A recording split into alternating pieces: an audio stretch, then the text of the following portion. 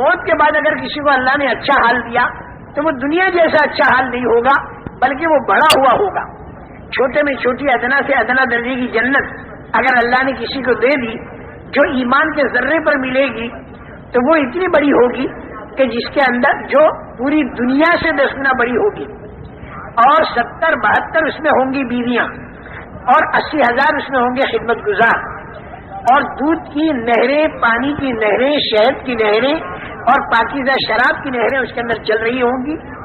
سونے اور چاندی کی اینٹوں کے بنے ہوئے مکانات ہوں گے، ان کے جوڑنے کا گاڑا مشک کا ہوگا، اور جنت کی زمین کی مٹی زعفران کی ہوگی، اور پتھر اور کنکر ہیرے اور جواہرات کے ہوں گے، اور جو نعمت ملے گی وہاں پر کبھی چھینے گی نہیں۔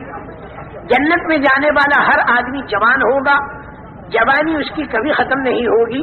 مرد بھی اور عورتیں بھی 30-33 سال کی عمر کے ہو کر جنت میں جائیں گے، چاہے مرنے کے وقت میں عمر ان کی 90 سال کی ہوئی ہو، لیکن جنت میں جاتے ہوئے 30-33 سال کی عمر ہوگی، اور 50 کروڑ سال کے بعد اگر اس جنتی کو دیکھا جائے تو ویسا ہی جوان جاپان 30-35 سال کا ہوگا۔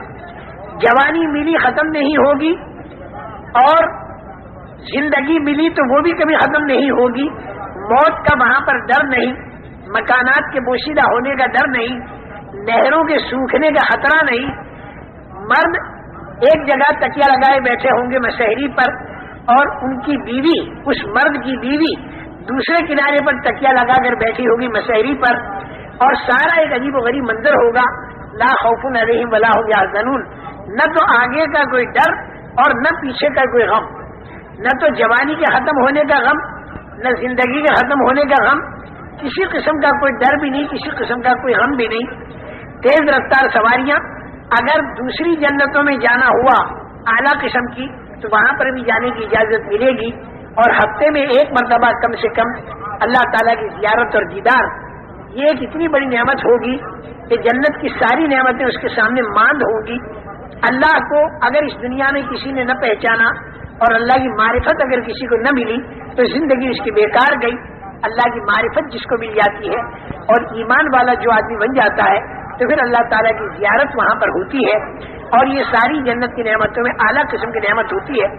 اللہ تعالیٰ اس کی ہمت افزائی فرماتے ہیں، دل جوئی فرماتے ہیں، یہ فرماتے ہیں کہ تجھے اور کچھ چاہیے، تو وہ یہ کہتا ہے کہ اے اللہ ہر لائن کی نعمتیں تو نے ہمیں دے دی، اب ہم تجھ سے اور کیا مانگیں؟ تو اللہ تعالیٰ یہ فرمائیں گے کہ ایک نعمت میں تمہیں اور دیتا ہوں، وہ یہ کہ میں تم سے راضی ہو گیا، میں تم سے ناراض نہیں ہونے کا۔ کیونکہ اللہ کا ناراض ہونا بہت بڑی مصیبت، اور اللہ کا راضی ہونا بہت بڑی نعمت۔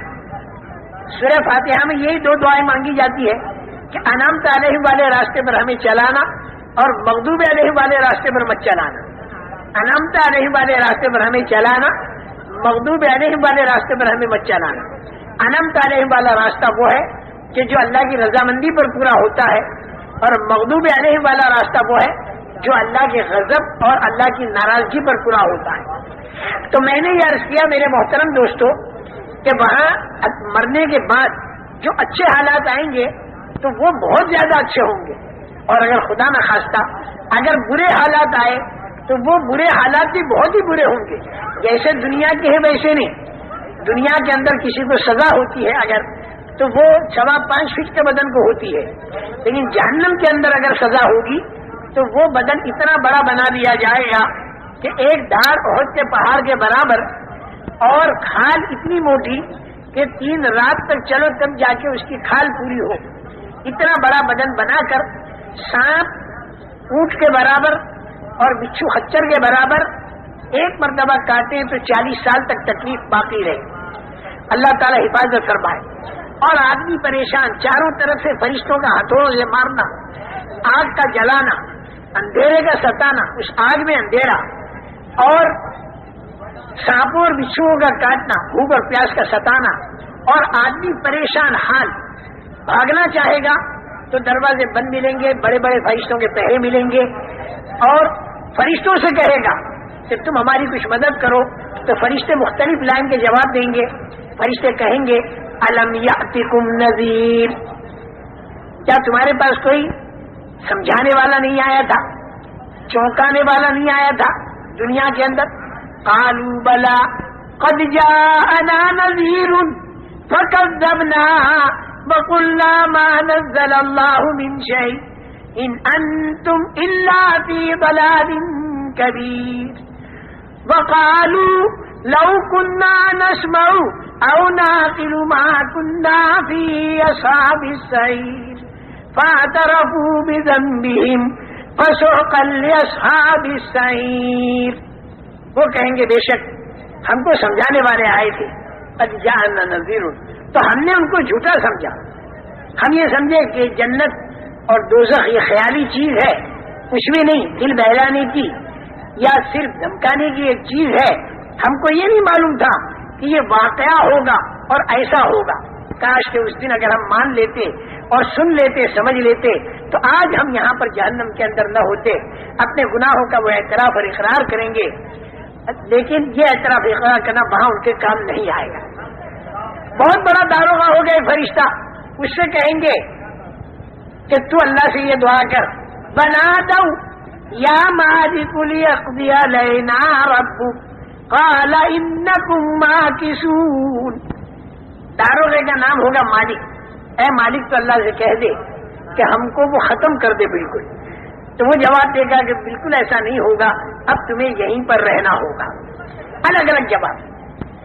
شیطان سے کہیں گے تیری بات ہم نے مانی اور ہم یہاں پر آئے، تو ہمارا ساتھ دے. وہ کہے گا فلا تلومونی ولوموا انفسکم ما انا بمصرخکم وما انتم بمصرخی. نہ تو میں تمہاری مدد کر سکتا ہوں، نہ تم میری مدد کر سکتے ہو. میں نے تمہیں غلط بات کہی، تم نے کیوں مانی؟ اللہ تم سے صحیح کہہ رہا تو اس کی کیوں نہیں مانی؟ یہ شیطان کا جواب ہوگا. چاروں طرف سے مایوس ہو گئے.